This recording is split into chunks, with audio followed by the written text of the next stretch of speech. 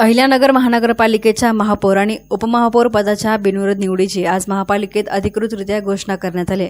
यामध्ये अजित पवारांच्या राष्ट्रवादी काँग्रेस पक्षाच्या ज्योती गाडे यांची महापौरपदी तर उपमहापौरपदी भाजपाचे धनंजय जाधव यांची वर्णी लागली आहे।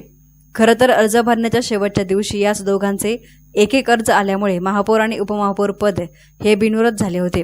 मात्र निवडणूक प्रक्रियेनुसार आज या बिनविरोध निवडीची औपचारिक घोषणा करण्यात आली।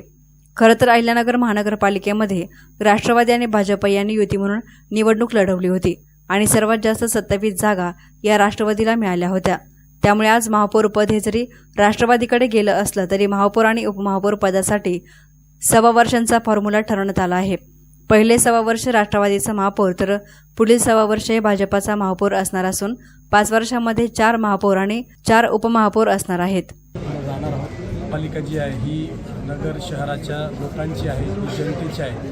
24 तास कशा पद्धतीने प्रशासनात आमच्याबरोबर आहे। मी आयुक्त साहेबांचे पण मनापासून आभार मानतो।